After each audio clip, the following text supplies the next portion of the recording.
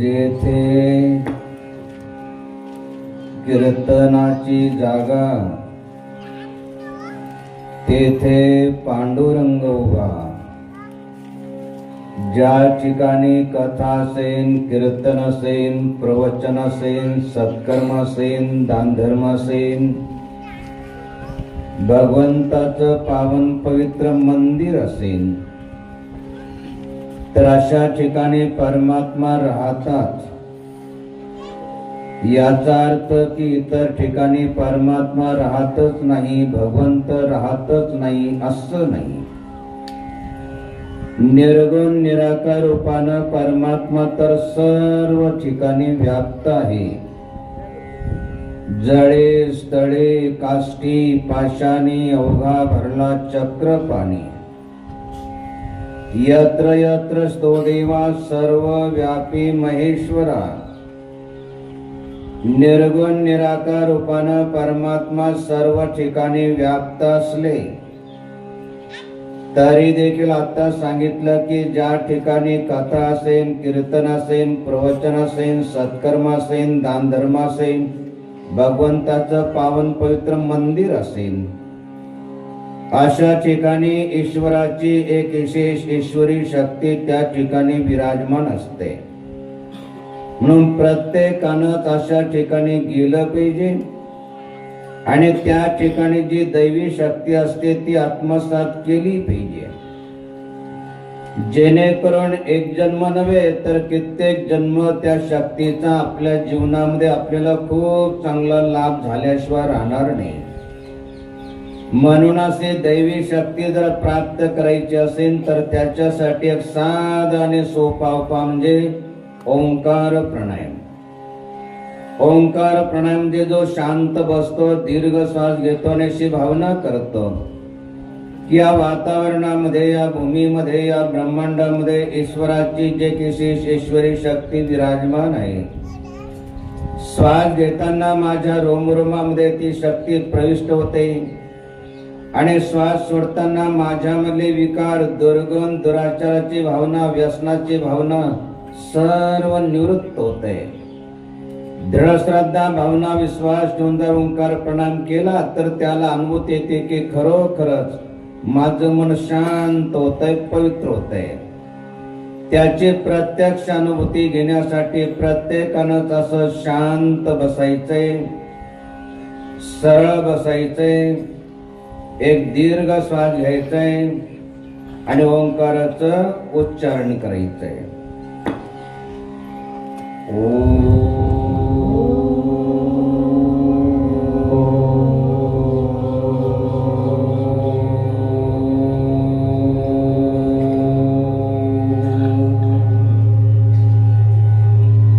अजून एक महत्वाचा सिद्धांत किंवा विचार प्रत्येकानं लक्षपूर्वक ऐकायचा आणि मृत्यूच्या शेवटच्या क्षणापर्यंत लक्षात ठेवायचं आहे की जोपर्यंत आपण जिवंत आहात तोपर्यंत सुखानं, समाधानानं, शांततेनं जीवन जगायचं असेल, दुसऱ्याला देखील सुखा समाधानानं, शांततेनं जीवन जगू द्यायचं असेल, मृत्यूनंतर सद्गतीला म्हणजे चांगल्या गतीला जायचं असेल, दुर्गतीला म्हणजे पशुच्या, पक्षाच्या, वृक्षाच्या, जीवजंतूच्या गतीला जायचं नसेल तर त्याच्यासाठी आपलं धन, तन, मन आणि वाणी पवित्र केली पाहिजे. लक्षात ठेवायचं की याच्यापैकी एक जरी अपवित्र असेल तर या जगामध्ये सुख आणि परलोकामध्ये सद्गती कधी लाभू शकत नाही. सर्वात पहिलं लक्षात ठेवायचं की नीतीनं, न्यायानं, मर्यादेनं धन कमवून सर्वजण येत आहे, सर्वजण सुखाय कार्यासाठी म्हणजे दान धर्मासाठी जो आपल्या धनाचा उपयोग दानासाठी करतो तर दानानं बाकी राहिलेलं आपलं धन पवित्र होतं. साधू संतांच्या, भगवंताच्या, गुरुजनांच्या सेवेनं, आपल्यापेक्षा वयानं, ज्ञानानं जे मोठे असतील त्यांच्या सेवेनं, आपले आई वडील जर सदाचरणी असेल, निर्व्यसनी असेल तर त्यांच्या सेवेनं आपलं तन पवित्र होतं. भगवंताच्या चिंतनानं, स्मरण आपलं मन पवित्र होतं. आणि भगवंताचं नाम असेल, श्लोक असेल, दोहा असेल, अभंग असेल तर त्याच्या उच्चारणानं आपली वाणी पवित्र होते. म्हणून आपल्या धनाला, तनाला, मनाला सर्वत्र वाणीला देखील पवित्र करावं. या पवित्र उद्देशानं आपल्या गावातील धर्मात्मांनी, पुण्यात्मांनी, धर्मात्मांच्या, पुण्यात्मांच्या सहयोगानं, भगवंताच्या साधू संतांच्या कृपाशीर्वादानं या ठिकाणी जे अखंड हरिनाम सप्ताहाचं आयोजन करण्यात आलेले, त्या निमित्तानं ग्रंथराज ज्ञानेश्वरीचं पारायण असेल, कीर्तन असेल, प्रवचन असेल, सत्कर्म असेल, दानधर्म असेल, अनेक धार्मिक कार्यक्रमाचं आयोजन प्रयोजन या ठिकाणी आपल्या गावातील भागातील धर्मात्मांनी, पुण्यात्मांनी, धर्मात्मांच्या, पुण्यात्मांच्या सहयोगानं या ठिकाणी जे अनेक कार्यक्रमाचं आयोजन करण्यात आलेले, उद्देश आहे की आपलं धन, तन, मन आणि वाणी झाली पाहिजे. आपण देखील सर्व धर्मात्मा, पुण्यात्मा कामधंद्याचे दिवस असताना देखील सर्व कामधंदा सोडून या ठिकाणी भगवंताच्या दरबारामध्ये, देवासाच्या दरबारामध्ये देवासारखे होऊन शांत बसले आहात. उद्देश आहे की आपलं धन, तन, मन आणि वाणी झाली पाहिजे. म्हणून आपल्या धनाला, तनाला, मनाला पवित्र, वाणीला देखील पवित्र करण्यासाठी प्रत्येकानं परत एकदा दीर्घ श्वास घ्यायचा आहे. त्याच्यानंतर ओंकाराचं उच्चारण करायचंय. त्याच्यानंतर श्लोकाचं, नामाचं, अभंगाचं उच्चारण करायचंय की जेणेकरून आपली वाणी देखील पवित्र होऊन जाईल. प्रत्येकानं परत एकदा दीर्घ श्वास घ्यायचा आहे आणि त्याच्यानंतर ओंकाराचं उच्चारण करून नामाचं, अभंगाचं उच्चारण करायचंय. ओम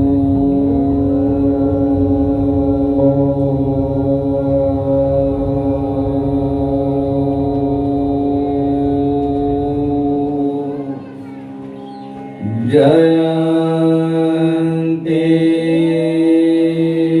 मंगला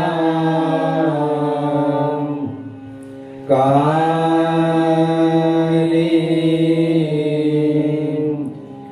भद्र काली कपालिनी दुर्गा क्षमा शिवा धात्री स्वधा नमस्तुते स्वधा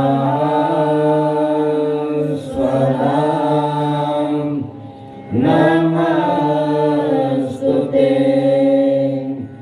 कर्पूरगौरं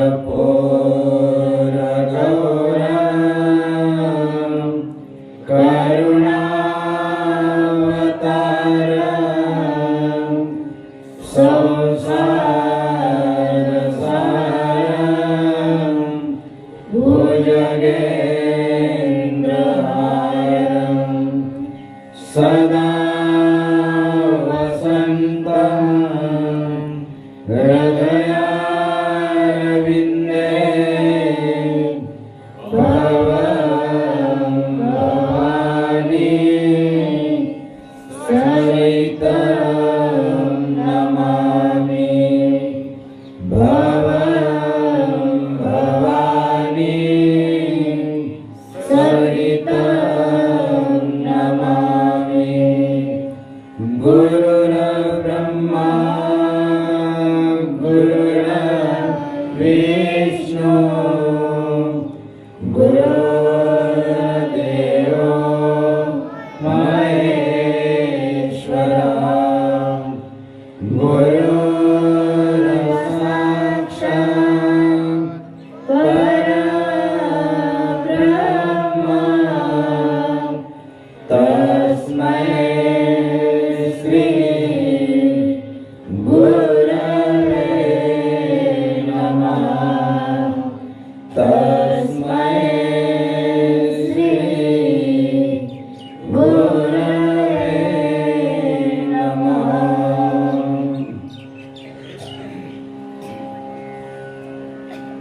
अरब करबलो धन मिले,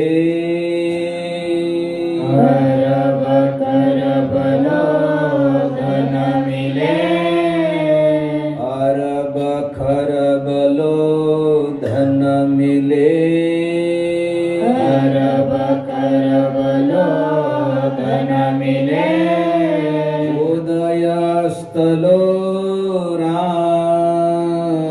उदयास्तलो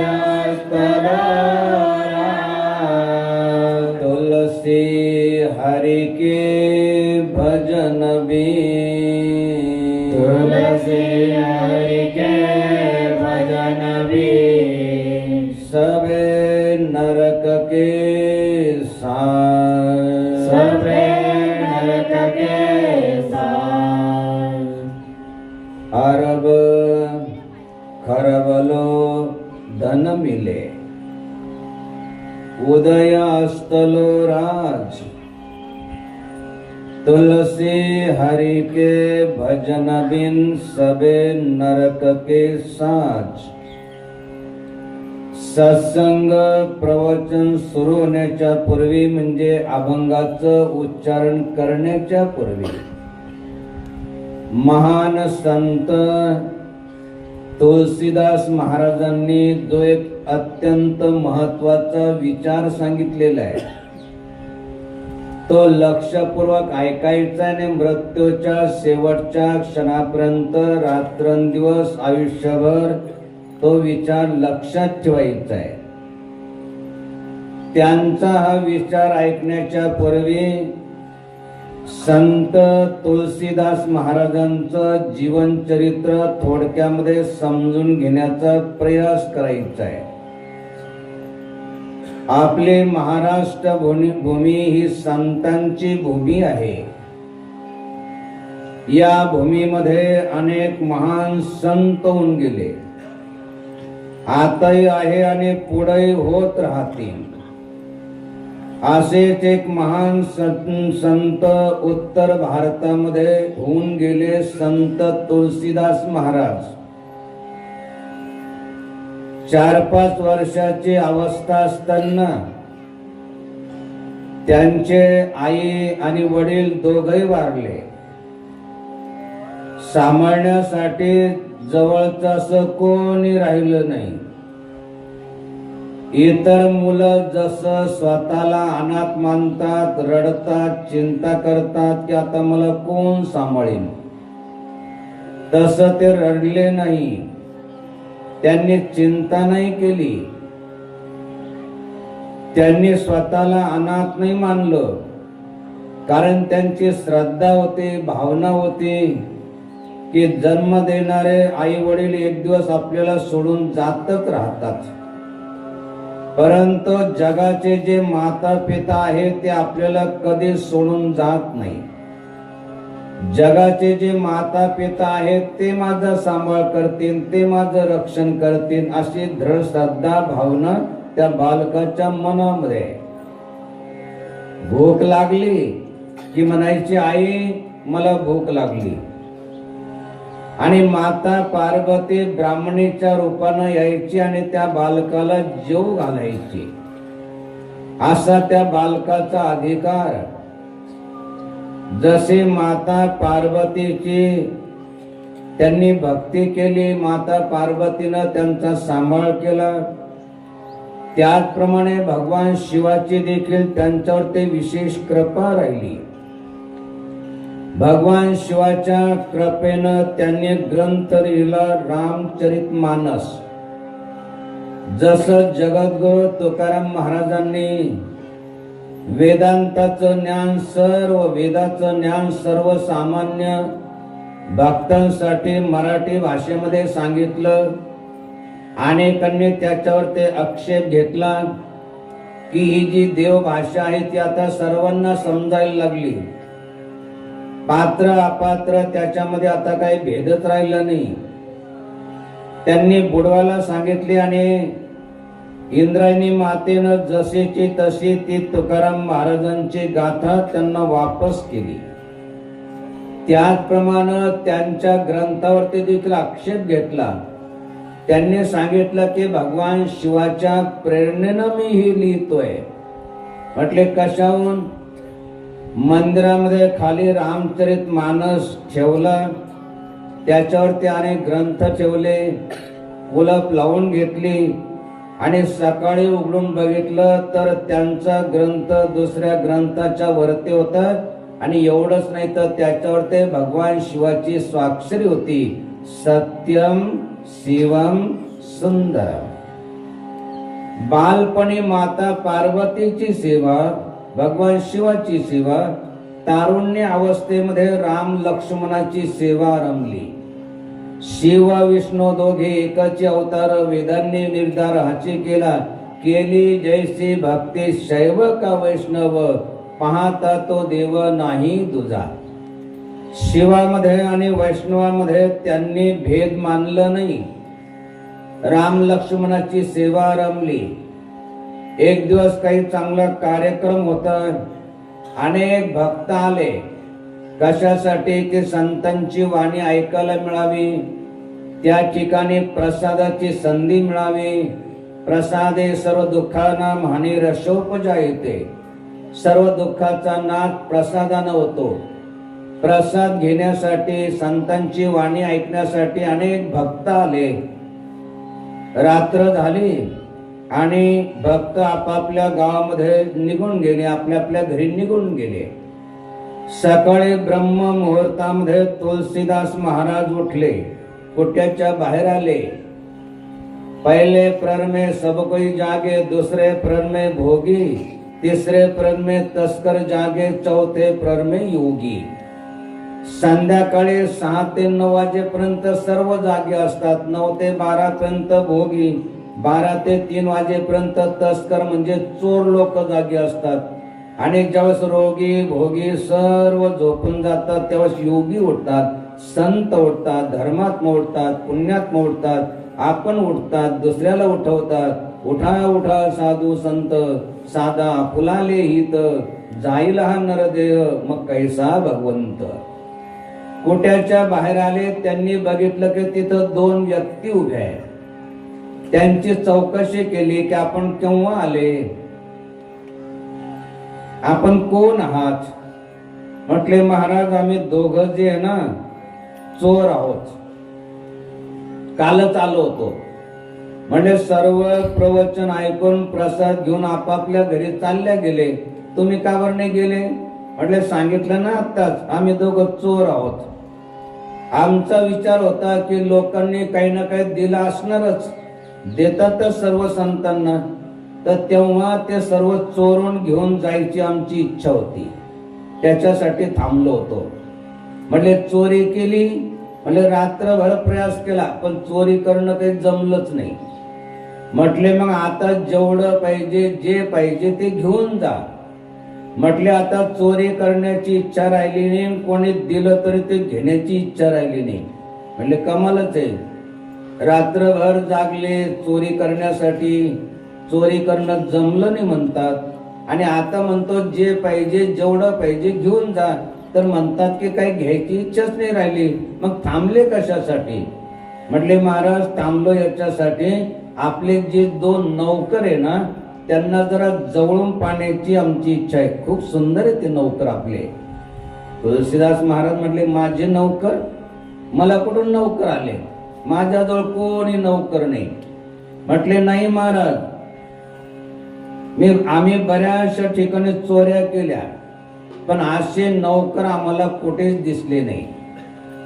अर्ध्या तासांना आम्ही येऊन बघायचो की आता झोपतील तेव्हा झोपतील, पण रात्रभर ते झोपलीच नाही. कुट्याच्या समोर यायचे, प्रणाम करायचे आणि कुट्याला प्रदक्षिणा करायचे, असा रात्रभर त्यांचा क्रम चालू होता. तुलसीदास महाराजांनी विचारलं की त्यांचं काही लक्षण सांगता येईल का? म्हटले हो, एक श्यामवर्णी होते आणि एक गौरवर्णी होते आणि दोघांच्या हातामध्ये धनुष्यबाण होते. तुलसीदास महाराजांनी जाणलं हे तर राम लक्ष्मण होते. राम लक्ष्मणाला माझ्या कुट्याचं रक्षण करावं लागावं, ही कुट्या काय कामाची. त्या कुट्याचा त्याग केला आणि एका झाडाखाली भगवंताचं चिंतन स्मरण करत बसले. सांगायचं तात्पर्य की माता पार्वतीनं ज्यांचं संगोपन केलं होतं, भगवान शिवानं ज्यांच्या ग्रंथावर ते सत्यम शिवम सुंदरम अशी स्वाक्षरी घेऊन त्याला प्रमाणित केलं होतं, राम लक्ष्मणानं ज्यांच्या पुट्याचं रक्षण केलं होतं, अद्वैत तत्व ज्यांनी जाणलं होतं, अशा प्रकारचे जे तुलसीदास महाराज त्यांनी एक विचार सांगितला. कोणता? जो सुरुवातीला सांगितला की अरब खरबलो धन मिले, उदय अस्तलो राज, तुलसी हरि के भजन बिन सबे नरक के साथ. अरबो खरबो रुपये मिळाले असेल आपल्याला, सहसा मिळत नाही. लाखो मिळतात, कोटी मिळतात. अरबो खरबो मिळणं एवढं सोपं थोडंच आहे, पण समजा मिळाले. अरब खरबलो धन मिले, उदय अस्तलो राज, जिथून दिवस उगवतो आणि जिथं मावळतो एवढं संपूर्ण राज्य आपल्या ताब्यात आलं. एवढं सोपं थोडंच आहे. एक ग्रामपंचायतचं सदस्य व्हायचं असलं तर काय करावं लागतं माहिती आहे आपल्याला चांगलं. सांगायचं तात्पर्य की जिथून दिवस उगवतो आणि जिथं मावळतो एवढं राज्य आपल्या ताब्यामध्ये आलं असेल, एवढं धन आपल्याकडे आलं असेल, परंतु भगवंताचं जर भजन नसेल, तुलसी हरी के भजन बिन सबे नरक के साथ, म्हणजे अरबो खरबो रुपये मिळूनही जिथून दिवस उगवतो जिथं मावळतो एवढं राज्य आपल्या ताब्यात असूनही आपण नरकाच्या किंवा 84च्या फेऱ्यापासून मुक्त होऊ शकत नाही. त्याच्यासाठी रात्रंदिवस भगवंताचं चिंतन स्मरण केलं पाहिजे. सांगायचं तात्पर्य आपण धन कमवू नका असं म्हणत नाही, धन कमवा. जगद्गुरु तुकाराम महाराज म्हणतात, जोडून या धन उत्तम व्यवहारे, उदास विचारे वेच करी, उत्तमची गती तो एक पावेल, उत्तम भोगील जीव खाणी, नीतीनं न्यायानं मर्यादेनं धन कमवून सर्वजन येत आहे. सर्वजन सुखा कार्यासाठी, दान धर्मासाठी आपण जर दान केलं, उत्तमची गती तो एक पावेल, स्वर्गलोक जनोलोक महरलोक ब्रह्मलोकाला जाईल. धन कमवू नका असं म्हणत नाही, राज्य करू नका असंही म्हणत नाही. अनेकांनी राज्य केलं, सर्वजन हिताय सर्वजन सुखाय, ज्यांची संकल्पना अजूनही करतात. जसं रामराज्य आलं पाहिजे, छत्रपती शिवाजी महाराजांनी सर्व विश्वाच्या कल्याणासाठी जे राज्य केलं तसं राज्य करते असले पाहिजे. सांगायचं तात्पर्य की राज्य करू नका असं म्हणत नाही, धन कमवा असं नका असंही म्हणत नाही, परंतु धनही कमवा, राज्य करा. परंतु ज्यांच्या कृपाशीर्वादानं आपल्याला हे सर्व मिळतं त्यांचं मात्र विस्मरण होऊ देऊ नका. रात्रंदिवस भगवंताचं चिंतन स्मरण केलं पाहिजे. तुलसी हरी के भजन बिन सबे नरक के साथ. जे जीवाचं पाप ताप दुःख दारिद्र्य हरण करून घेतात त्यांना हर किंवा हरी म्हणतात. तर त्यांचं रात्रंदिवस स्मरण चिंतन भजन केलं पाहिजे. आणि रात्रंदिवस भगवंताचं चिंतन स्मरण करायचं असेल तर कथेच्या कीर्तनाच्या प्रवचनाच्या निमित्तानं तशी सवय लावून घेतली पाहिजे. आणि या ठिकाणी अखंड हरिनाम सप्ताहाच्या निमित्तानं या ठिकाणी आले आहात. भगवान शिवाचे अंश अवतार हनुमंताच्या दरबारामध्ये आपण बसले आहात. तर हनुमंत ज्यांचे अंश अवतार आहे अशा भगवान शिवाचं काय करा की थोडस स्मरण करा, चिंतन करा, भजन करा. नमः शिवाय ओम नमः शिवाय नमः शिवाय ओम नमः शिवाय नमः शिवाय ओम नमः शिवाय नमः शिवाय ओम नमः शिवाय.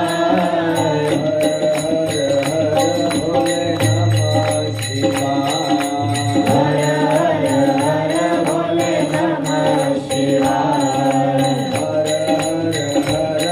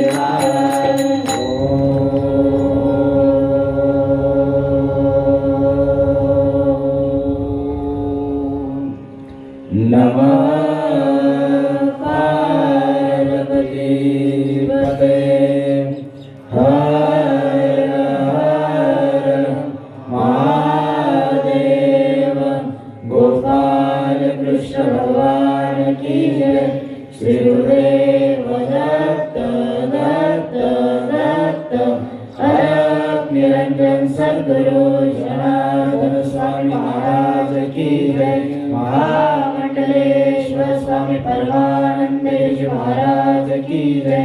पुंडलिकावर देव हरी विठ्ठल श्री ज्ञानदेव तुकाराम पंढरीनाथ भगवान की जय। पवन पुत्र हनुमान की जय। रामचंद्र भगवान की जय। तुलसी माता की जय। नागेश्वर भगवान की जय। पशुपतेश्वर भगवान की जय। संतांची अभंगवाणी जिचा कधी भंग होत नाही, जिचा कधी नाश होत नाही, असे संतांचे अभंगवाणी ऐकून त्या अभंगवाणीचं जर आपल्या जीवनामध्ये पालन केलं तर आपल्या 42 कुळाचा म्हणजे 21 आईच्या आणि 21 वडिलांच्या अशा 42 कुळांचा उद्धार होतो। संतांचे अभंगवाणी केवळ आपल्या वाचेनं उच्चारले तर आपली वाणी पवित्र होते। म्हणून आपल्या वाणीला पवित्र करण्यासाठी प्रत्येकानंच अभंगवाणीचं उच्चारण केलं पाहिजे आणि प्रत्येकालाच अभंगवाणीचं उच्चारण करता यावं। छोटे छोटे मुलं मुली देखील या ठिकाणी बसलेले, त्यांना देखील अभंगाचं उच्चारण करता यावं आणि त्यांची देखील वाणी पवित्र व्हावी या उद्देशानं अगदी साध्या सोप्या चालीमध्ये अगोदर आम्ही अभंग म्हणतो, नंतर प्रत्येकानं अभंगाचं उच्चारण करायचंय। भाव तेथे भक्ती, भक्ती तेथे ज्ञान। भाव तेथे भक्ती, भक्ती तेथे ज्ञान। भाव तेथे भक्ती, भक्ती तेथे ज्ञान। भाव तेथे भक्ती, भक्ती तेथे ज्ञान। ज्ञाने समाधान होय चित्ता। ज्ञाने समाधान होय चित्ता। ज्ञाने समाधान होय चित्ता। मग तू सहज समाधी पावसी। मग तू सहज समाधी पावसी। मग तू सहज समाधी पावसी। मग तू सहज समाधी पावसी। चित्त नामापासी लीन होय। चित्तनामापासी लीन होय। चित्तनामापासी लीन होय। संत समागमी असोनी श्रवण। संत समागमी असोनी श्रवण। संत समागमी असोनी श्रवण। संत समागमी असोनी श्रवण। सदा सावधान अनुक्रमे। सदा सावधान अनुक्रमे। सदा सावधान अनुक्रमे। ऐने मने भक्ती पाहिजे कारण। हरी मने भक्ती पाहिजे कारण। ऐने मने भक्ती पाहिजे कारण। हरी मने भक्ती पाहिजे कारण। अगत्या निर्वाण पद प्राप्ती। मगध निर्वाण पद प्राप्ती। मगध निर्वाण पद प्राप्ती। भाव तेथे भक्ती, भक्ती तेथे ज्ञान। ज्ञाने समाधान होय चित्ता। मग तू सहज समाधी पावसी, चित्त नामापासी लीन होय। संत समागमी असोनी श्रवण, सदा सावधान अनुक्रमी। बैनी मने भक्ती पाहिजे कारण, मग त्या निर्वाण पद प्राप्ती। महान संत बहिणाबाई, ज्या संत माऊलीला जगद्गुरु तुकाराम महाराजांचा कृपानुग्रह लाभला होता, ज्या संत माऊलीला एक नव्हे तर अनेक जन्माचं स्मरण होतं, अशी ती महान संत माऊली। त्या संत माऊलीचा हा 4 चरणाचा अभंग, त्या माऊलीनं 4 चरणाचा जो अभंग लिहिला, या 4 चरणाचा अभंग लिहिण्याचा मुख्य उद्देश हा आहे की जोपर्यंत आपण जिवंत आहात तोपर्यंत आपल्या जीवनामध्ये सुखाची, समाधानाची, शांततेची प्राप्ती झाली पाहिजे। आणि मृत्यूनंतर आपली दुर्गती किंवा दुर्दशा होऊ नये, पशुच्या, पक्षाच्या, वृक्षाच्या, जीवजंतूच्या गतीला आपल्याला जावं लागू नये, निर्वाण पदाची, मोक्ष पदाची आपल्याला प्राप्ती झाली पाहिजे। 2 उद्देश। म्हणून मेल्यानंतर काय होतं काय माहित, कदाचित एखाद्याचा विश्वास नसेल, परंतु प्रत्येकाला असं वाटतं की जोपर्यंत मी जिवंत आहे तोपर्यंत माझ्या जीवनामध्ये सुख, समाधान, शांतता मिळाली पाहिजे।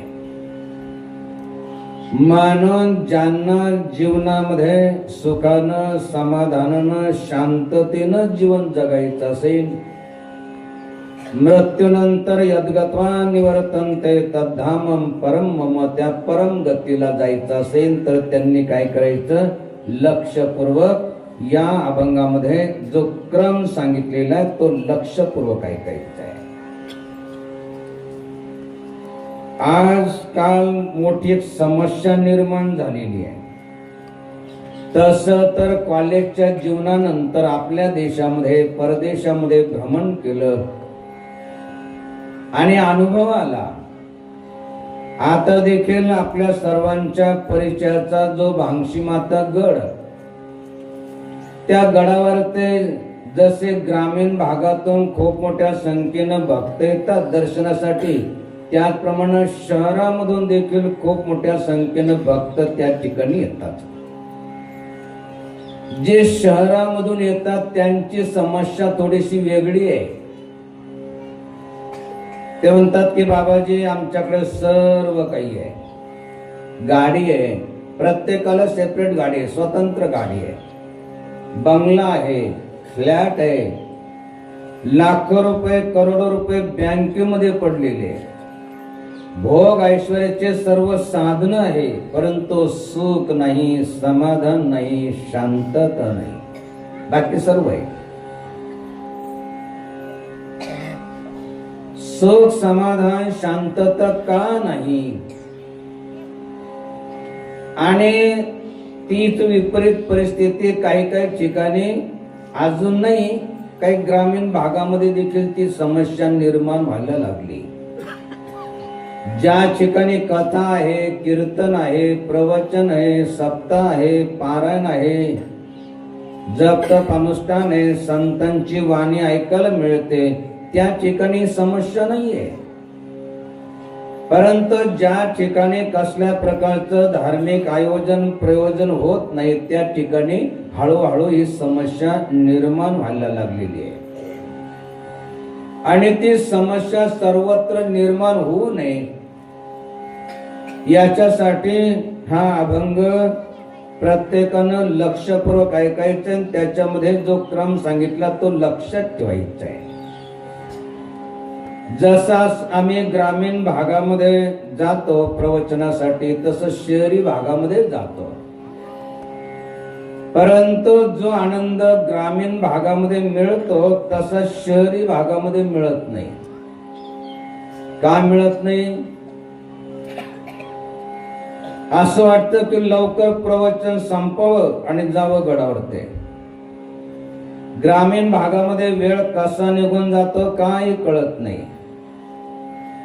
बरं, त्यांच्या चेहऱ्याकडे बघावं तर असं वाटतं की बिचारीची एकाच वेळेस सर्वचे सर्वच वर गेले काय.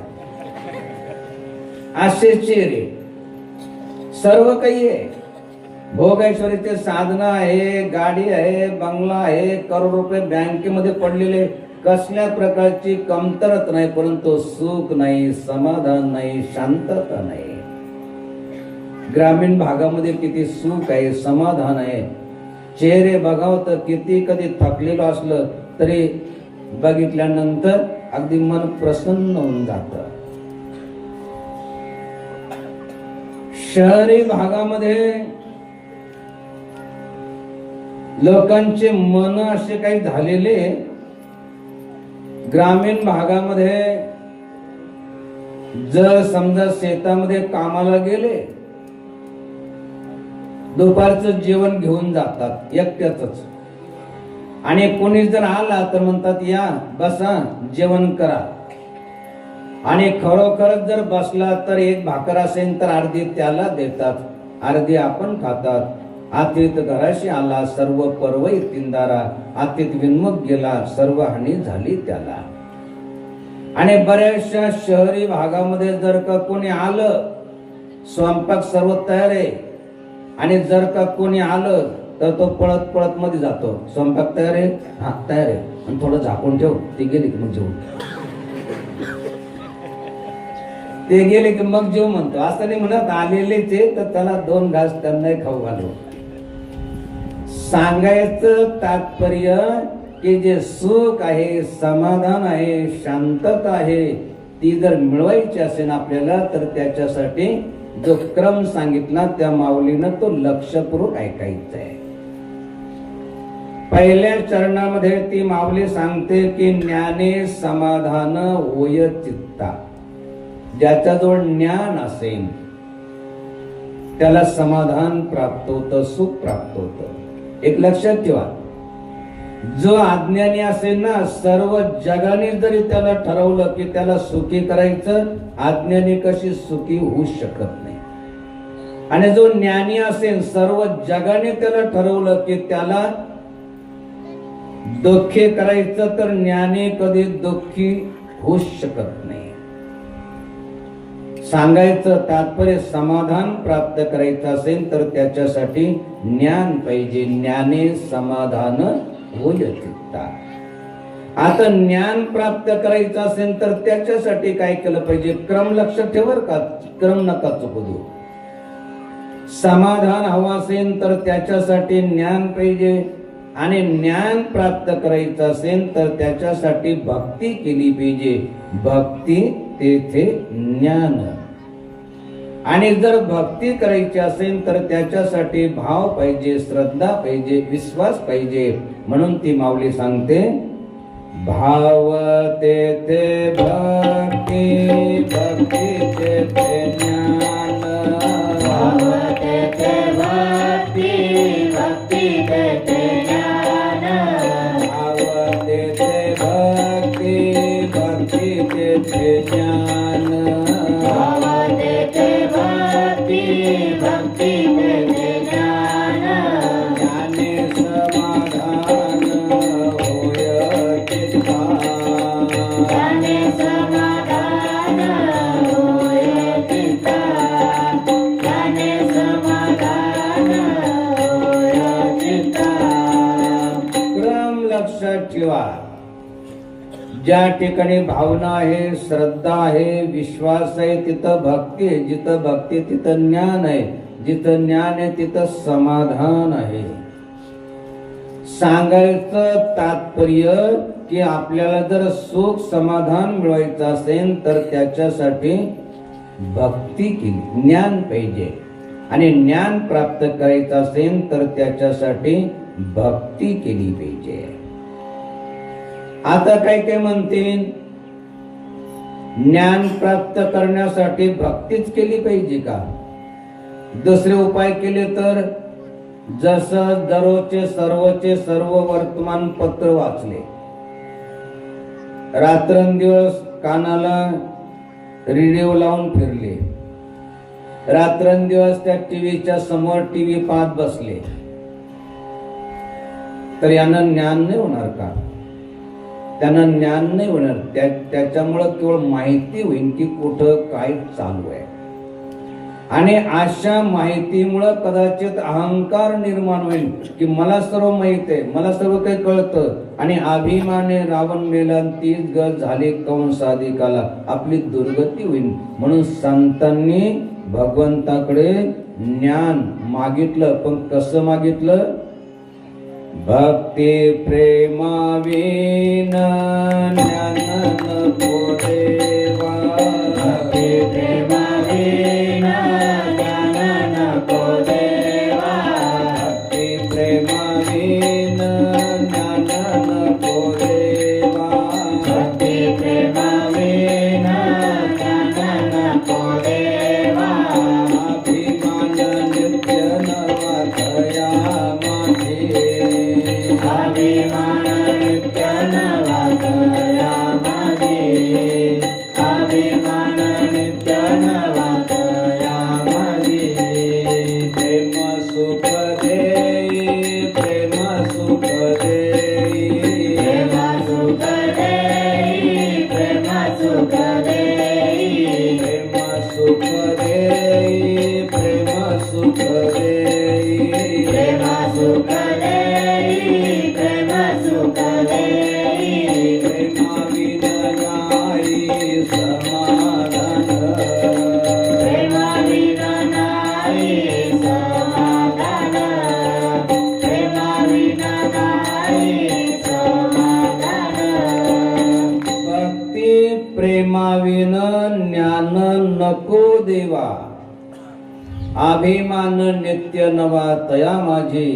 प्रेम सुख दे, प्रेम सुख दे, प्रेम विन नाही समाधान. भगवंताकडे मागतात की हे प्रभू, आम्हाला प्रेम सुख दे, प्रेम सुख दे, प्रेम विन नाही समाधान. प्रेम कसं आणि ते भगवंताकडे का मागायचं? आजकाल तर तसं काही काही ठिकाणी प्रेम तर लय सोपं झालेलं आहे. आय लव्ह यू झालं प्रेम. त्याला प्रेम नाही म्हणत, ती वासना आहे. जन्म घेणे लागे वासनेच्या संगे, असं जे एखादं वाक्य उच्चारून जे प्रेम झालं असं मानतात, ती दुर्गती आहे. प्रेम कसं असतं? जसं आईचं आपल्या बालकावर ते प्रेम असतं. बघा, आई जर रस्त्यानं निघाली, ऊन लागायला लागलं, बाळ जवळ असेल, आपल्या डोक्यावरचा पदर काढून त्या बाळाच्या डोक्यावर ते देते. आपल्याला ऊन लागलं तर चालेल, बाळांनी लागलं पाहिजे. पाऊस सुरू झाला तर आपल्या डोक्यावरचा पदर बाळाच्या डोक्यावर ते देते, स्वतः भिजते, बाळाला नाही भिज देत. एखाद्या वेळेस जर आजारी पडलं आणि अशी शंका आली की हे वाचणार नाही, भगवंताकडे काय प्रार्थना करते की प्रभू, जर माझ्या बाळाचं आयुष्य संपलं असेल तर माझं आयुष्य बाळाला दे, परंतु माझ्या बाळाला काही उदू नको. मला ने पण बाळाला नको नेऊ. याला म्हणतात प्रेम. सर्वस्व त्याग करून जे शूरवीर बॉर्डरवरती जातात, आपल्या छातीवर ते दुश्मनांच्या गोळ्या झेलतात, वेळ प्रसंगी आपला प्राण अर्पण करतात देशासाठी, त्याला म्हणतात प्रेम. बुडते हे जन देखावे ना डोळा, म्हणून कनवळा येतो आम्हा ऐसी कनवळ्याची जाती करेल लाभाविनी प्रीती. कसल्या प्रकारचं सुख नाही सर्व कार्य करताना, तरीपर्यंत बुडते हे जन देखावे ना डोळा, म्हणून कनवळा येतो आम्हा. रात्रंदिवस जगाच्या कल्याणा संतांच्या भोवती देह कष्टविती परोपकारे चंदन सर्वांगे झिजून या जाय, संतोष वेद आणि जेनी प्रेम. तैसे साधू जन मने कया वाचा सुख देता नोहे उदासीन. सांगायचं तात्पर्य असं प्रेम ज्याच्यामध्ये निष्कलंक निष्कपट प्रेम, जिथं प्राप्त करायचं काहीच नाहीये, द्यायचंय. याला म्हणतात प्रेम. जसं भगवान शिवाचं या विश्वावर ते प्रेम, हलाहल विष निर्माण झालं, सर्व ज्यावेळेस जग नाश व्हायची पाळी आली, भगवान शिवानं ते प्राशन केलं आणि सर्व जगाला त्या विषापासून मुक्त ठेवलं. याला म्हणतात प्रेम. असं प्रेम आपल्याला मिळालं पाहिजे.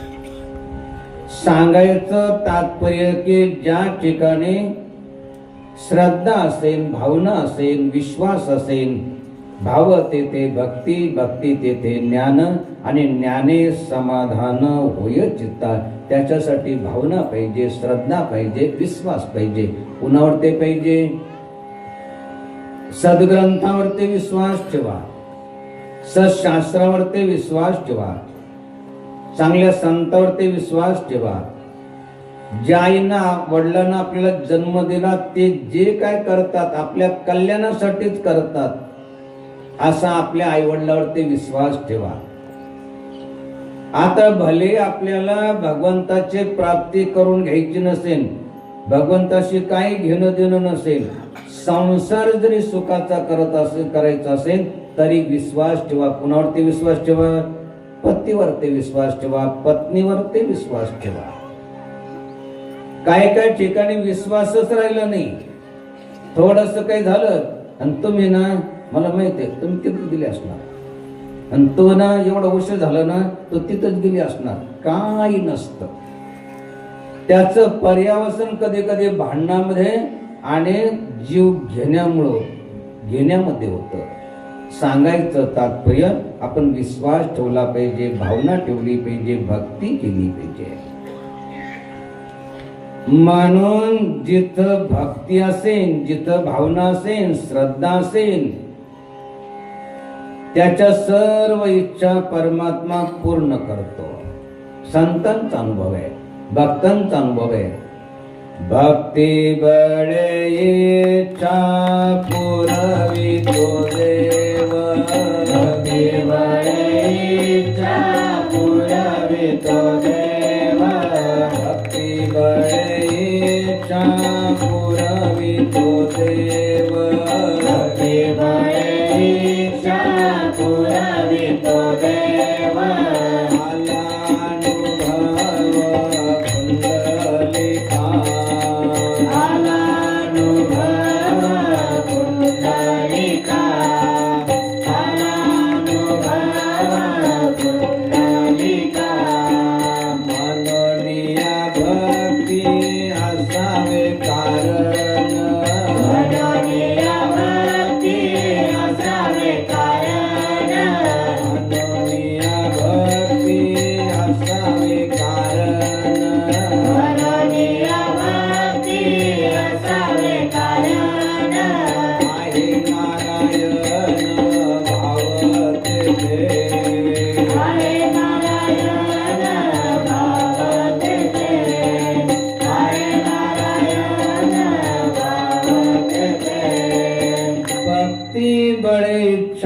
पुरवितो देव.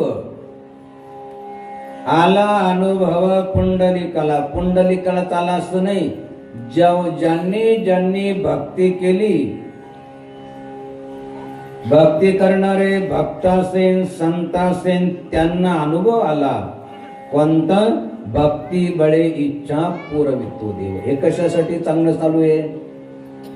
संत असं म्हणत नाही आम्ही जेवण केलं की आमचं पोट भरतं, तुम्ही जेवण केलं की तुमचं पोटच नाही भरणार, असं नाही. तहान लागली, आम्ही जर पाणी पिलो तर आमची तृष्णा शांत होते. तुम्ही जर पाणी पिलं तर तुमची तृष्णा नाही शांत होणार, असं नाही म्हणत. जशी आमची तृष्णा शांत होते पाणी पिल्यानंतर, तशी तुमची होईल. जसं आम्ही जेवण केल्यानंतर आमची भूक निवृत्त होते, तशी तुमची होईल.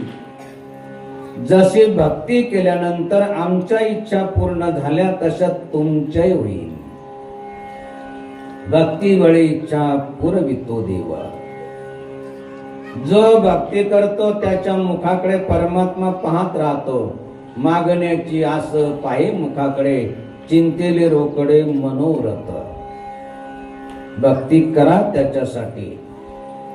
आपली सर्व इच्छा परमात्मा पूर्ण करेन. आणि ज्याला कसल्याच प्रकारची इच्छाच राहिली नाही, वासनाच राहिली नाही, जन्म घेणे लागे वासनेच्या संगे. जन्म मृत्यूच्या चक्रापासून मुक्त व्हा. सांगायचं तात्पर्य की आपण भक्ती करा. भक्ती बळे इच्छा पुरवितो देव. शास्त्र प्रचिती, गुरु प्रचिती आणि आत्मप्रचिती. आपल्या गावाला याच्या पूर्वी प्रवचन झालेलं आहे. आजूबाजूलाही प्रवचन होतात. जे नेहमी प्रवचन ऐकण्यासाठी येतात त्यांच्या लक्षात आलं असेल, आम्ही तोच अभंग, तोच पद, तोच दोहा घेतो की ज्याची आम्हाला प्रचिती आलेली आहे. शास्त्र प्रचिती, गुरु प्रचिती आणि आत्मप्रचिती आधी केले मग सांगितले.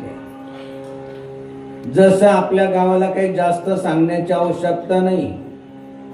घर सोडलं अंगावरच्या वस्त्रानेशी. गुरुदेवांच्या आश्रमामध्ये अनेक दिवस थांबलो, तिथे सेवा केली. आश्रम सोडला अंगावरच्या वस्त्रानेशी. एक दिवस सहज मनामध्ये भावना आली की शहराजवळ 2-3 गुंठे का होईना जमीन असावी. कशासाठी? ऐसी बात बोलिए कि कोई न बोले झूठ, और ऐसी जगह बैठिए कि कोई न बोले उठ. त्याच्यासाठी 2-3 गुंठे का होईना जमीन असावी, जेणेकरून 1-2 मुलांना शिक्षणासोबत संस्कार देता येईल, 1-2 गायीची सेवा करता येईल, 1-2 संतांची सेवा करता येईल. जे गडावरती आले असेल त्यांना माहीत असेल, बऱ्याचशा धर्मात्माने पुण्यात्माने कोणी 1 एकर, अर्धा एकर, गुंठा, पाव गुंठा जमीन दान केली. त्याच्यातून साधारणतः 2-3 एकर जमीन मिळाली. त्याच्यानंतर जे काय आपण देतात, साधू ऐसा चाहिए आई दिए चलाय, दोष न लागे तासको सिर की तले बलाय. जे काय जनता जनार्दन दिला असेल ते सर्व जनता जनार्दनाच्या सेवेसाठी समर्पित करून टाकायचं. आज द्यावं झाडून झोडून, उद्या दिन देव धाडून. संग्रह नाही करायचा. तर जनता जनार्दनानं जे काय दिलं, 5 रुपये, 10 रुपये, 100 रुपये, 500 रुपये, त्याच्यातून खरेदी केली. जवळजवळ 50 एकराचं क्षेत्र त्या ठिकाणी झालेलं आहे.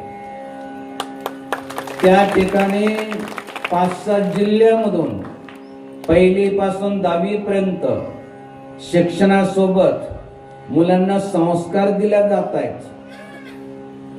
शिक्षण तर वस्तीवरती वस्ती शाळा काढलेल्या आहे सरकारनं. शिक्षण मिळेल परंतु संस्कार मिळतीलच असं नाही. 5-6 जिल्ह्यामधून तिथं अगदी 1लीचे मुलं त्या ठिकाणी शिक्षण घेतात, 1ली पासून 10वी पर्यंत. त्या मुलांना चहाचं देखील व्यसन असू नये, त्याच्यासाठी गावरान गाईचं दूध त्यांना मिळालं पाहिजे, तेही गीर जातीच्या विशेष करून. 100-150 गायी त्या ठिकाणी आहे. त्या ठिकाणी हिमाडपंथी मंदिर आता सहसा कोणी बनवत नाही. भगवान शिवाचं, पशुपतीश्वराचं मंदिर बनलेलं आहे. सांगायचं तात्पर्य आपल्याला हे आहे की भक्ती बळे इच्छा पुरवितो देव. एवढं काही मागितलं नव्हतं, फक्त इच्छा होते 2-3 गुंठे. सांगायचं तात्पर्य की भक्ती बळे इच्छा पुरवितो देव. आपली श्रद्धा, भावना, विश्वास असेल तर आपल्या कोणत्याही इच्छा, आकांक्षा शिल्लक राहणार नाही, वासना शिल्लक राहिली नाही तर जन्म घेणे लागे वासनेच्या संगे आपल्या सर्व इच्छा पूर्ण करते. आता असं किती समजून सांगितलं तरी काही म्हणतात आमची तर लय देवावरती श्रद्धा आहे, लय भावना आहे, पण आमची तर एकही इच्छा पूर्ण करत नाही. असं का बरं होतं? आपली भावना आहे, श्रद्धा आहे, विश्वास आहे आणि आपली एकही भावना, आपली एकही इच्छा पूर्ण करत नाही. याचं कारण काय? तर त्याचं कारण जशी श्रद्धा, भावना, विश्वास आपल्याला असायला पाहिजे तसा काहींचा नसतो. श्रद्धा, भावना, विश्वास कसा पाहिजे? महाभारताचा एक प्रसंग आपल्याला आठवत असेल. आजकाल काही काही सिरियल चांगल्या निघालेल्या आहे. महाभारताची असेल, रामायणाची असेल, भगवान श्रीकृष्णाची असेल, भगवान विष्णूची असेल, वीर शिवाजी, छत्रपती शिवाजी महाराजांची असेल, चांगल्या काही सिरियल काढलेल्या आहेत. त्यांनी बघितलं असेल, त्यांची आठवत असेल. दुर्योधनानं दुःशासनाला आज्ञा केली की द्रौपदीला इथं घेऊन ये. दुःशासनानं द्रौपदीला तिथं ओढत आणलं जबरदस्ती, तिचे केस धरून. एवढ्यावर त्याचं समाधान झालं नाही. त्यानं आज्ञा केली की ते सर्व वस्त्र काढून घे आणि माझ्या मांडीवर ते बसव. असं ऐकलं तिला भयने वाटलं, कारण तिचा विश्वास होता, तिची भावना होती, तिची श्रद्धा होती की माझे 5 पती इंद्रासमान बलशाली आहे. हा दुःशासन काय करणार आहे? एक जरी चवताळलं ना तर सर्वांचा नाश करेल. म्हणून दुःशासन यायला लागला आणि मोठ्या अपेक्षेनं आपल्या पतीकडे बघितलं. सर्वचे सर्व खाली माना घालून बसले होते. लक्षात ठेवा, व्यसन कोणते असो, पिण्याचं असो, खाण्याचं असो, खेळण्याचं असो, दुर्दशा ही ठरलेलीच आहे. आणि त्यातल्या त्यात पिण्याचं जर असलं, प्रत्यक्ष पाहे पा विरा, जो सावध घे मदिरा, तो होणे ठाके माजिरा तैची क्षणी. पिल्यानंतर म्हणजे दूध पितात त्यांची गोष्ट चालली बरं का, आलं लक्षात? विचारे तसे 2-3 महिन्यात तुला मात चढतो असं नाही. प्रत्यक्ष पाहे पाविरा, जो सावध घे मदिरा, तो होणे ठाके माजिरा तैची क्षणी. पिल्यानंतर त्याला आई, बहीण, पत्नी, मुलगी याच्यामधला काही भेद कळत नाही. जी पत्नीचा आपण रक्षण करावं, जी सर्वस्व सोडून आलेली आहे, एखाद्या वस्तूप्रमाणे तिला डावावर ते लावून दिलं आणि हरून गेले, खाली माना घालून बसले. विचार केला की हे आपलं रक्षण नाही करणार. मग विचार केला की या ठिकाणी वयोवृद्ध भीष्म पितामह बसलेले आहे, ज्यांना इच्छा मरणाचं वरदान प्राप्त झालेलं आहे. त्यांच्याकडे बघितलं तर जो दुर्जनाचं अन्न खातो त्याची बुद्धी दुर्जन झाल्याशिवाय राहत नाही. दुर्जनाचं अन्न खाऊ नका, प्रसाद घ्या भगवंताचा. प्रसाद हे सर्व दुःखांना हानी रसोपजयते.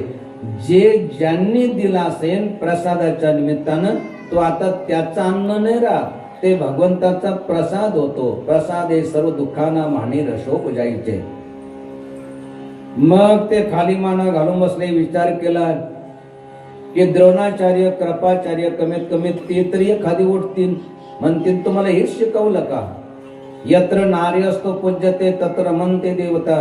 ज्या घरामध्ये, ज्या गावामध्ये, ज्या भागामध्ये, ज्या देशामध्ये मातृशक्तीचा अपमान केला, तो तिरस्कार केला, तो तर मरतो, अनेकांना घेऊन मरतो. हा इतिहास आहे रामायणाचा, महाभारताचा. एवढा मोठा महान शिवभक्त रावण जबरदस्तीनं सीतेचं हरण केलं, तो तर मेला, अनेकांना घेऊन मेला. 100 कौरव, त्यांच्याकडे भीष्माचार्यासारखी इच्छामरणी, अश्वत्थाम्यासारखं चिरंजीवी, सृष्टीला अपवाद, ज्यांच्याकडे शस्त्र, अस्त्र, ब्रह्मास्त्र सर्व मेले. कशामुळं? एक कारण हे आहे की भर सभेमध्ये द्रौपदीचा छळ करण्यात आला. त्यांनी दुर्जनाचं अन्न खाल्ल्यामुळे त्यांनी कालामान घातले. मग विचार केला की आपण आपलं रक्षण करू. दक्षराक्षाने त्याच्या मनामध्ये विचार आला की त्याला 10,000 हत्तीचं बळ आहे, आपण आपलं रक्षण नाही करणार. मग संतांच्या वचनाची आठवण, तुका म्हणे तुझं सोडविना कोणी, एका चक्र पाणी वाचुनिया, एका जनार्दनी देवाविन तुझं, राखीला पासज कोण तुझा. एक निष्ठेनं भगवान श्रीकृष्णाचा धावा केला की हे कृष्णा धाव धाव म्हणतात.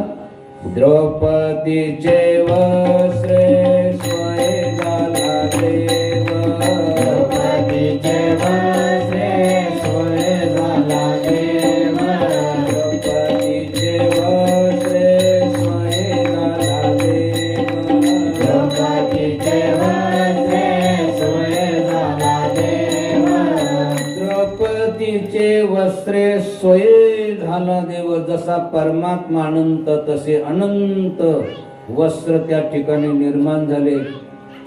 10,000 हत्तीचं बळ ओढता ओढता थकून गेला. थोडं देखील वस्त्र घटलं नाही. आलं तिच्या लक्षात, मी तर एकच वस्त्र नेसले होते, पण 10,000 हत्तीचं बळ ओढता ओढता थकून गेला. एवढा मोठा धीक पडला. दिले कुणी? हे ज्यांचा धावा केला त्यांनी. काही दिवसानंतर द्रौपदीची आणि भगवान श्रीकृष्णाची गाठ झाली. द्रौपदी म्हटले की कृष्णा, तुझे माझ्यावरती किती उपकार आहे कसं सांगू शब्दाने. त्या दिवशी तू जर आला नसताना तर काय अवस्था झाली असती याची कल्पना देखील करवत नाही. परंतु तू आला आणि माझं लज्जा रक्षण केलं. परंतु कृष्णा, माझ्या मनामध्ये एक संदेह आहे. म्हटले कोणता? म्हटले तू आला, तू माझं लज्जा रक्षण केलं, परंतु त्याच्या पूर्वी देखील त्या दुष्टानं मला भर सभेमध्ये माझे केस धरून ओढत आणलं. एवढी विटंबना माझी केली. तू लवकर का बरं आला नाही? पुढे गावाला गेलता का? भगवंत म्हटले मी तर तिथंच होतो. म्हटले मग आला का बरं नाही? म्हणजे तुझी भावना होती की माझे पती वाचवतील, मी कशाला मध्ये पडूगच. तुझी भावना होती माझे पती वाचवतील, मी नाही आलो. तुझी भावना होती भीष्माचार्य वाचवतील, मी नाही आलो. तुझी भावना होती द्रोणाचार्य कृपाचार्य वाचवतील, मी नाही आलो. तुझी भावना होती मी माझं रक्षण करेन, मी नाही आलो. पण ज्या क्षणी तो एकनिष्ठेनं मला आवाज दिला त्यावेळेस एका क्षणाचा देखील मी विलंब केला नाही.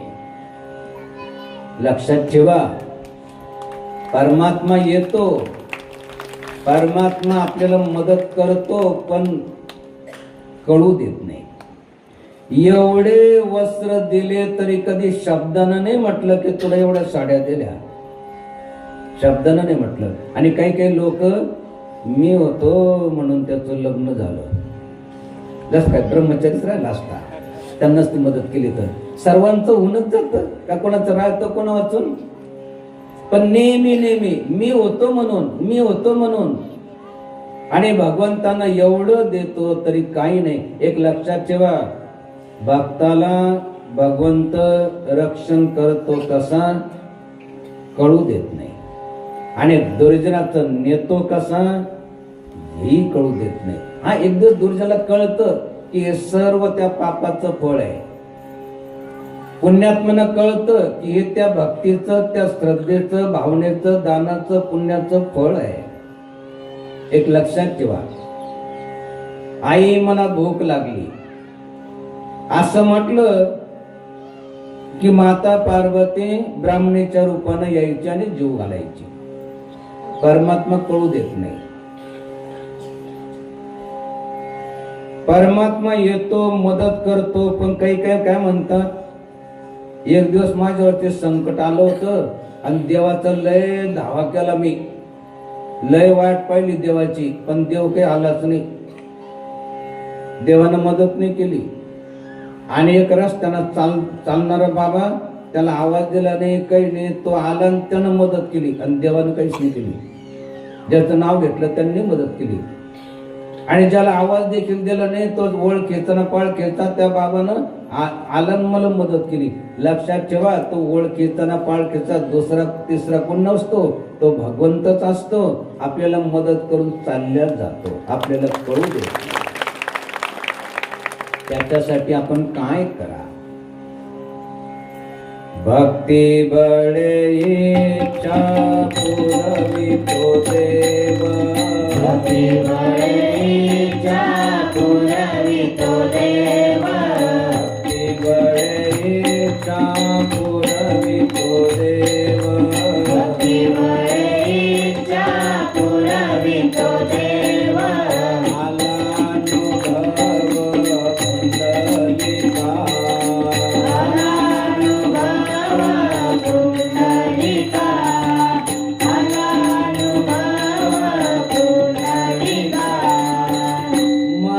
पहिल्या चरणामध्ये ती माऊली सांगते की भाव तेथे भक्ती, भक्ती तेथे ज्ञान आणि ज्ञाने समाधान होय चित्ता. शेवटच्या चरणामध्ये बहिणी म्हणे भक्ती पाहिजे कारण मग त्या निर्वाण पद प्राप्ती.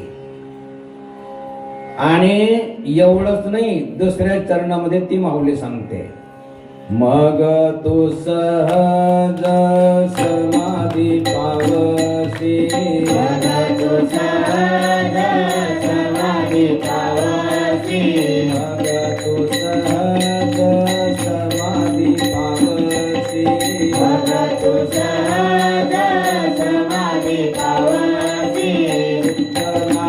नामापाशी लीन होय, नामापाशी लीन होय, नामापाशी लीन होय. मग तू सहज समाधी पावसी. समाधी प्राप्त करणं एवढं सोपं नाहीये. भक्तियोग, कर्मयोग, ज्ञानयोग, अभ्यास योग, अष्टांग योगही आम्ही करून बघितला. हिमालयामध्ये अनेक गुफेमध्ये आम्ही राहून बघितलं. योगाचे 8 अंग आहे. यम, नियम, आसन, प्राणायाम, प्रत्याहार, धारणा, ध्यान आणि शेवटी समाधी. आणि भक्तीच्या मार्गाने गेले मग तो सहज समाधी पावसी. सांगायचं तात्पर्य या जगामध्ये सुख आणि परलोकामध्ये आपल्याला सद्गती मिळेल त्याच्यासाठी भक्ती करा. आणि भक्ती कशी करायची, तिसऱ्या चरणामध्ये ती माऊली सांगते संत समागमी असोनी श्रवण, संत समागमी असोनी श्रवण, संत समागमी असोनी श्रवण, संत समागमी असोनी श्रवण.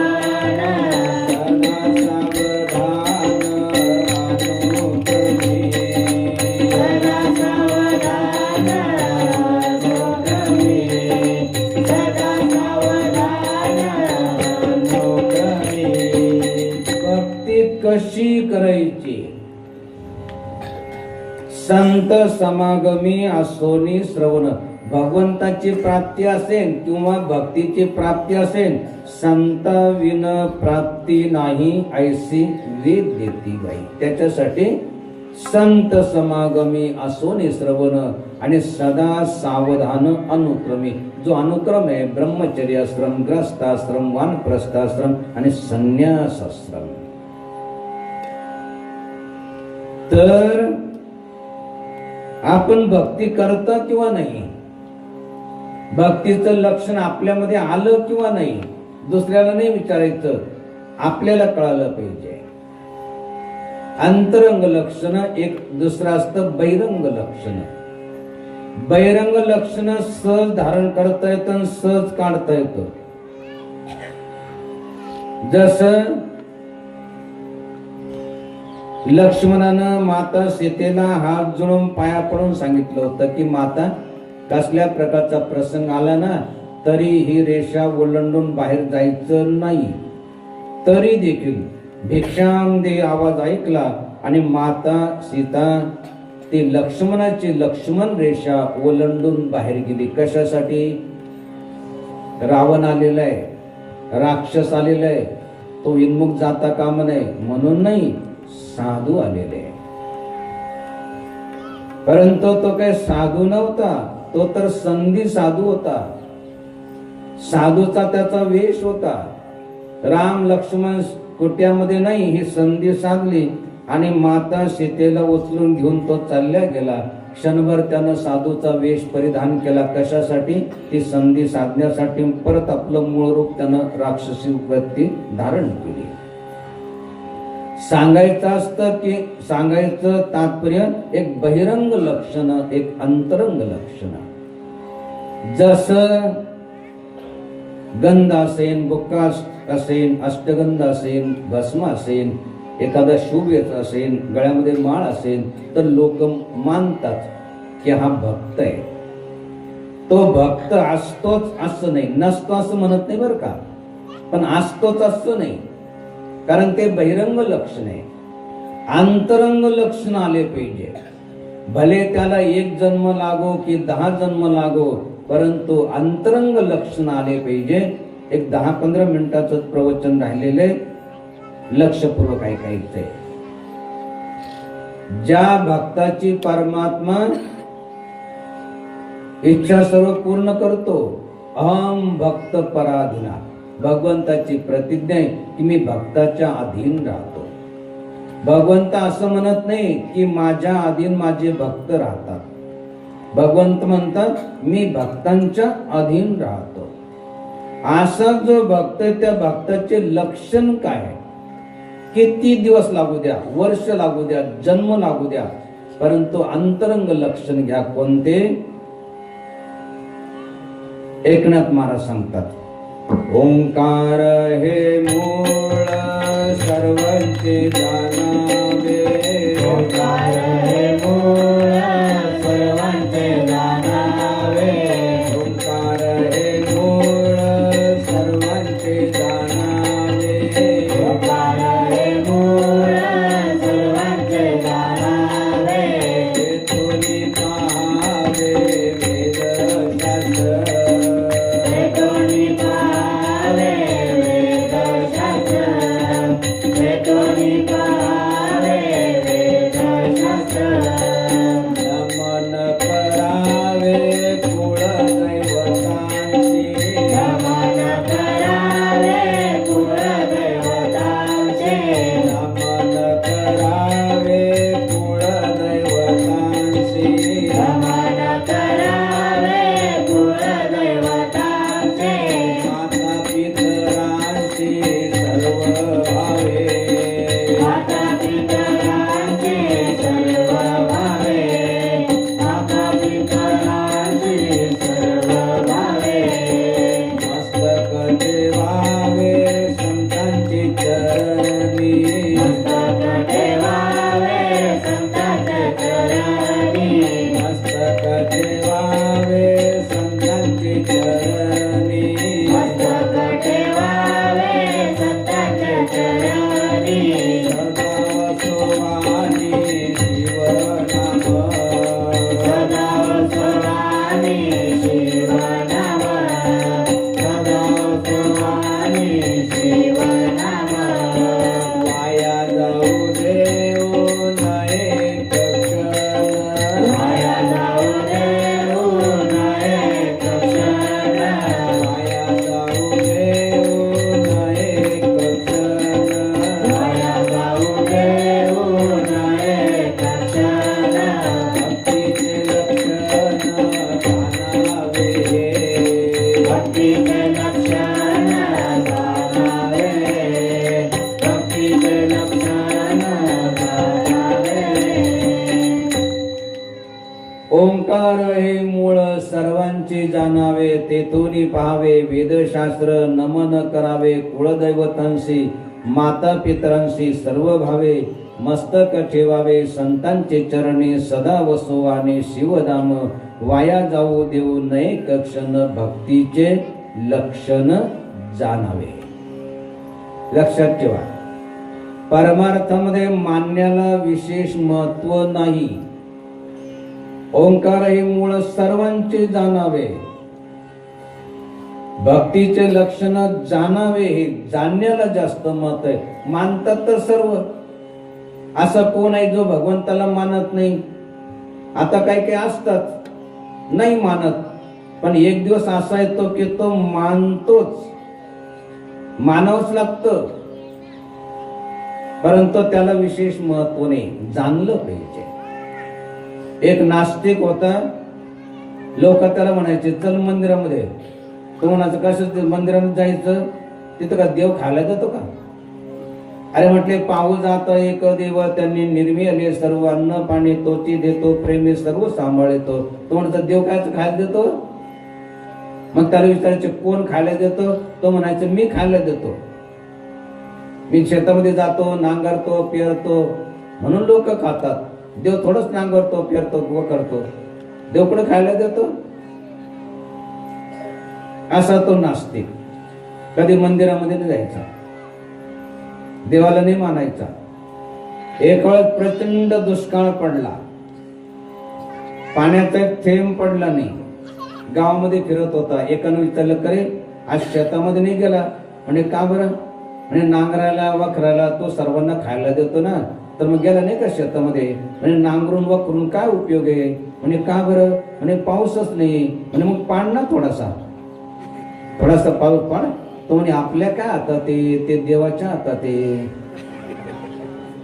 म्हणजे मानलं त्यानं. मानतो किती नास्तिक असला तर मानण्याला जास्त विशेष नाही. ओंकार हे मूळ सर्वांचे जाणावे, तेथून पहावे वेदशास्त्र. एक लक्षात ठेवा, संतांच्या सानिध्यात जा. अगदी किती अवघड विषय असेल तर अगदी साध्या सोप्या भाषेमध्ये आपल्याला सांगतील आणि प्रत्येकाला असं वाटेल की मीही भक्ती करू शकतो, मलाही भगवंताची प्राप्ती होऊ शकते. ओंकार हे मूळ सर्वांचे जाणावे. नाही जाणता आलं चिंता न करू, ते सोडून तेथून पहावे वेदशास्त्र. वेदशास्त्र पुराण सर्व बघा.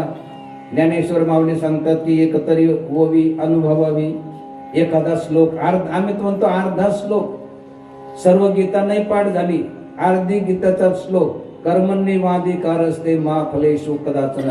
कर्म करा परंतु त्याचं फळ मला न मिळता हे जगाला मिळालं पाहिजे. कर्मण्येवाधिकार असते मा फलेषु. तेथून पहावे वेदशास्त्र. नाही पाहता आले द्या सोडून. नमन करावे कुळदैवतांशी आणि माता पित्रांशी सर्व भावे. कुळदेवता पंचायतन देवतापैकी कोणती तरी आपली कुळदेवता असते. गणेश भगवान, शिव भगवान, विष्णू भगवान, सूर्य भगवान आणि माता जगदंबेचे किंवा एवढ्या देवी देवतांचे जेवढे अवतार आहेत ते आपले कुळदेवता. आणि माता पित्रांशी सर्व भावे. तुका म्हणे माय बापे अवघी देवाचे स्वरूपे. ही आपली संस्कृती आहे, ही जतन झाली पाहिजे, याच्यासाठी चालू आहे. आता सांगितलं की भांगशी मातेच्या गडाजवळ पुष्कळ काही झालेलं आहे. गुरुकुल आहे, गोशाळा आहे, संत निवास आहे, भक्त निवास आहे, बरंचसं काही आहे. शहरामधले काही लोक येतात, म्हणतात बाबाजी तुम्ही एवढं बांधलं आणि तो एक दुसरा आश्रम नाही बांधला का? त्यांना म्हटलं कोणता? ते म्हणतात तो नाही का ज्याच्यामध्ये म्हातारे राहतात, वृद्धाश्रम. पहिले 4च आश्रम होते. ब्रह्मचर्य आश्रम, ग्रस्ताश्रम, वानप्रस्थाश्रम आणि संन्यास आश्रम. ते म्हणतात तो नाही का ज्याच्यामध्ये म्हातारे राहतात. त्यांना म्हटलं का बरं? ते म्हणतात आमचं म्हातारी ना, म्हणजे आई वडील म्हणायचे लाज वाटते त्यांना. आमचं म्हातारी ना लयच कटकट करत्या घरी. तुम्ही जर बांधला असता तर तिथं आणून सोडलं असतं म्हणजे आलं लक्षात. सुरुवातीला आम्ही गोशाळा काढली, काही जास्त व्यवस्थाही नव्हती. बऱ्याच लोकांनी गाय आणून सोडल्या, चांगल्या दूध देणाऱ्यांनी मराला आलेल्या. बरं सोडल्या तर सोडल्या, असंही नाही म्हटलं की बाबा यांचा आश्रम अजून नवीन आहे. आपली आई तर आपल्याच बाळाला दूध देते, पण गोमाता सर्वांना दूध देते. आतापर्यंत आपण त्या गाईचं आईसारखं दूध आपण प्राशन केलं. तिथं नवीन आश्रम आहे, तिथं चारा टाकायला आहे की नाही, मेली का जिवंत आहे ते कोणी बघायला नाही आलं. आणि जी अवस्था गायीची तीच काही ठिकाणी आईवडिलांची अवस्था आहे आणि तशी आपल्याकडे होऊ नये त्याच्यासाठी माता पितरांशी सर्व भावे, तुका म्हणे माय बापे अवघी देवाची स्वरूपे. आता काही काय म्हणतात, बाबाजी आमचा मुलगा लय चांगला होता पण लग्न झालं बिघडला, आता त्याला काय करायचं? त्याच्यासाठी उपाय सांगितला, मस्तक ठेवावे संतांचे चरणी, त्यानं काय होईल? संत चरण रज लागता सहज, वासनेचे बीज जळून जाय, मग राम नाम उपजावडी, सुख घडोघडी वाढू लागे. मस्तक ठेवावे संतांचे चरणी आणि सदा वसो वाणी शिवनाम. शिवनाम का बरं? जो वदे शिवनाम तयान बाधी क्रोध काम. वाया जाऊ देऊ नयेक क्षण, भक्तीचे लक्षण जाणावे. शिंक जांभळी खोकला तितकाच वेळ वाया गेला. काहीतरी कार्य करा. विशेष करून तरुणांना विनंती आहे, आजकाल काही काही ठिकाणी त्या धाब्यावरती एवढे दिसतात, काही न विचारला रे पैसे नाही राहिले काय जातात, ते म्हणतात फुकट वास मिळतो तिथं, वास घेतात तिथं. आणि आजकाल काम करायचं म्हटलं JCB नंतर बिहारी पाहिजे म्हणतात. ते आले, त्यांनी कामाला सुरुवातीला रोजानं लागायचे, आता रोजानं नाही, ते शिकले. आता त्यांनी ओळखून घेतलं की आळशी सारे येणे काही करू शकत. जे 10 दिवसाचं काम ते 2 दिवसामध्ये करून मोकळे होऊन जातात. त्यांनी तिकडे बंगले बांधले, तिकडे जमिनी घेतल्या, ज्यांच्याजवळ काही नव्हतं. आणि एक दिवस अशी जर परिस्थिती राहिली ना, तर आपल्याला त्यांच्या जमिनी करावं लागेल. महाराष्ट्रातले आले आता तिथं कामाला, अशी परिस्थिती होईल. आजकाल पाटे कितीच जास्त लोकांना पाहिजे, फक्त धाब्यावर ते स्वाभिमान पाहिजे. जो दुसऱ्यावरी विसंबला त्याचा कार्यभाग बुडाला, जो सोयीची कष्टला तोची भला. स्वतःच कार्य आपण स्वतः करा, स्वावलंबी जीवन जगा. पराधीनेचे जिने जळो लाजीरवाणे, जाऊ वाया जाऊ देऊ नयके क्षण, भक्तीचे लक्षण जाणावे. अशी भक्ती ज्याच्याकडे असेल त्यांच्या मुखाकडे परमात्मा पाहत राहतो. कशासाठी? मागण्याची आस पाहे मुखाकडे, चिंतेल रोकडे मनोरथ. हा काहीतरी मागेन आणि मी त्याला देईन. परंतु भगवंताचा जो भक्त असतो, तुका म्हणे जीव भाव देवा पायी, ठेवून या काही न मागते, ते काही मागत नाही. मरोपर मागूने अपने तन के काज, हा परमार्थ के कारणे मोही नावे लाज. सर्वजन हिताय सर्वजन सुखाय कार्यासाठी अगदी लाज लज्जा सोडून घरोघर दारोदर मागा. सप्ताह असेल, गायींची सेवा असेल, एखादं गुरुकुल असेल, एखादी वारकरी शिक्षण संस्था असेल, अशांसाठी जिथं मुलं संस्कारित होतात अशासाठी मागा, लाज लज्जा सोडून. परंतु मरोपर मागू नये आपले तनके काज. मरून जावं परंतु आपल्या पोटासाठी काही मागू नये.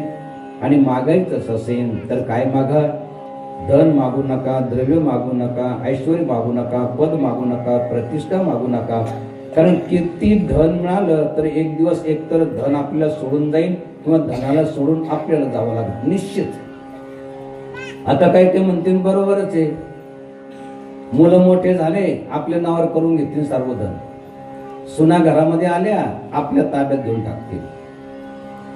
धन आम्हाला सोडून चालले जाईल, परंतु आमचा बंगला किंवा आमचं घर आम्हाला कसं काय सोडून जाईल?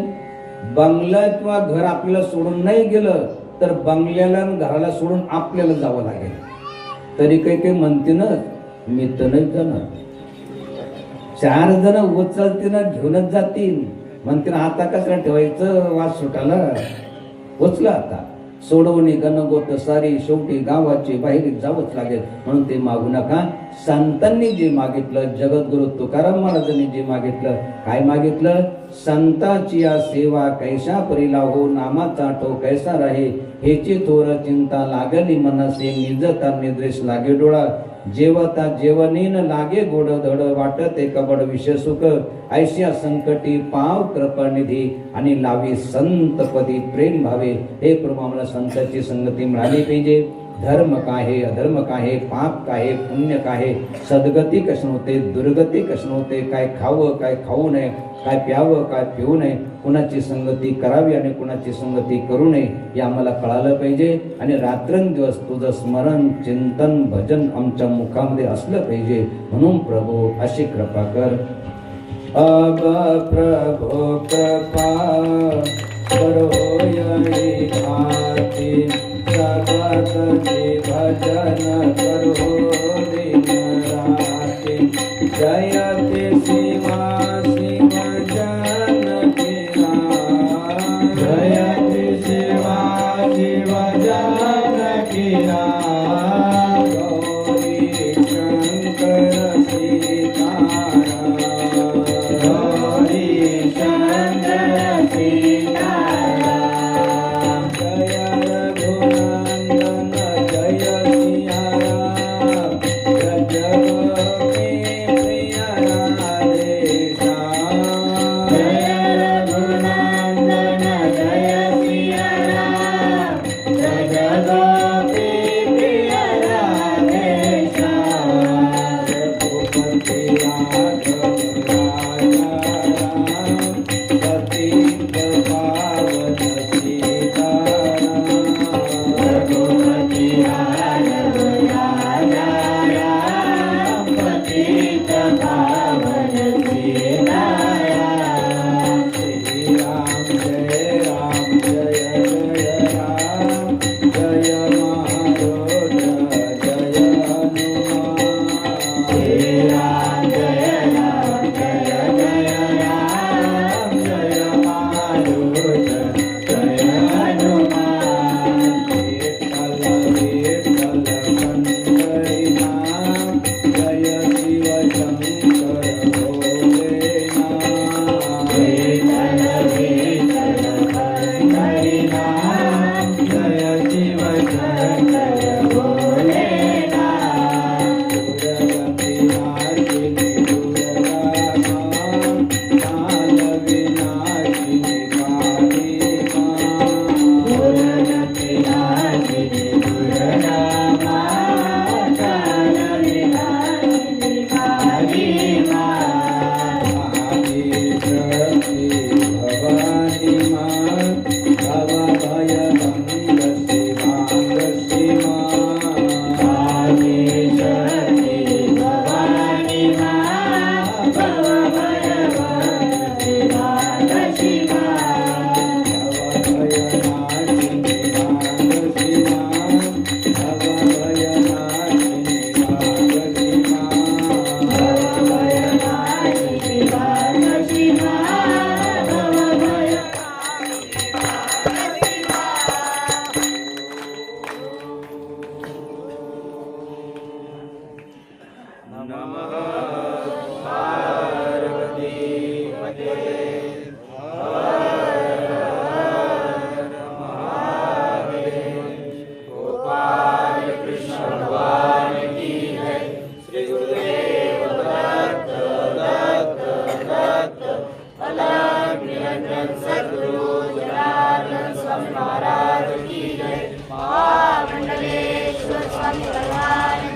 महाराज की जय. पुंडलिकावरदेव विठ्ठल, श्री ज्ञानदेव तुकाराम, पंढरीनाथ भगवान की जय.